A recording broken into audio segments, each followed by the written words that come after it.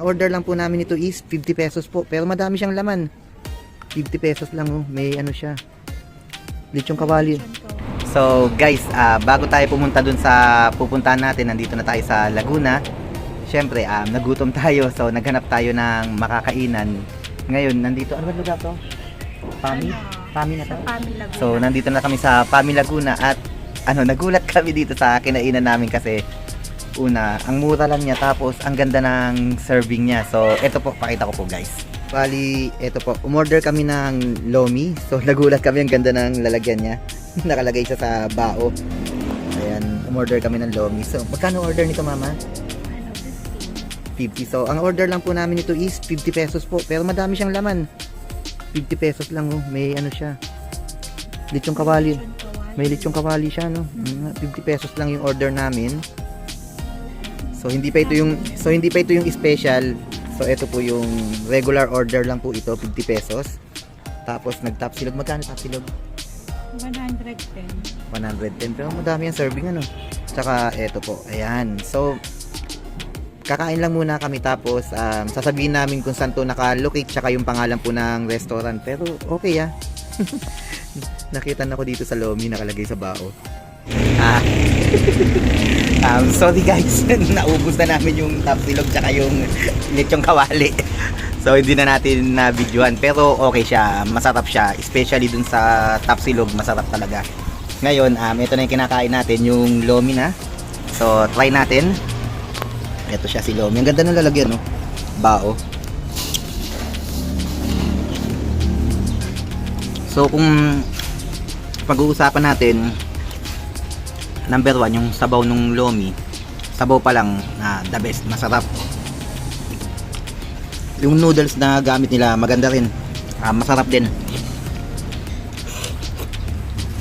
Compared dun sa iba namin nakakainan na Lomi na parang medyo malasak na sobrang tataba ng noodles, eto medyo mas payat siya tapos okay, masarap po. Plus pa natin yung may itlog siya tapos eto po yung lechong kawali, ang dami po, madami talaga ito po. Ayan, ang dami po niyang sahog. Para sa akin sa halagang 50 pesos, the best po, masarap talaga siya. Di ba mama? Yeah. Naunahan na ako ni mama, kalahati na kagad yung kanya. Tsaka malaki po yung bao. Ang laki oh, ito yung kamay ko. Malaki yung bao. Kasi laki siya nung malaking mangkok talaga. So okay, masarap po talaga. Kain na tayo, let's go. So okay guys, ang pangalan pala ng restaurant na to ay Rasky. So Rasky Restaurant, dito siya sa Pami Laguna. Dito siya matatagpuan. Pagka dito po kayo sa side na to, yan po yung side na yan. Yan po yung papunta sa Real Quezon. So, dyan sa side na yan, papunta siya ng Real Quezon. Tapos dito naman po sa may kabila, sa kabilang side natin, dyan po nakapwesto yung dating tinatawag na Red Doors. So, isa yung landmark dati sa lugar na to, yung Red Doors. Dito po yun sa side na to. So, sayang si Red Doors. So, wala na.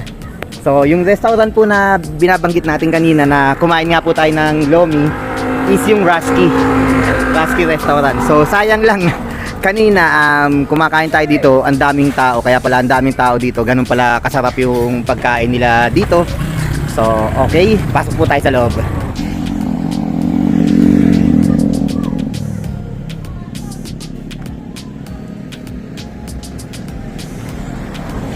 So guys, sayang lang kanina nung dumating tayo, ang daming kumakain. So nag-aalisan na silang lahat, kami na lang ang naiwan. So okay. So eto siya, I love Rasky's. Tapos eto yung mga menu nila. Ayan.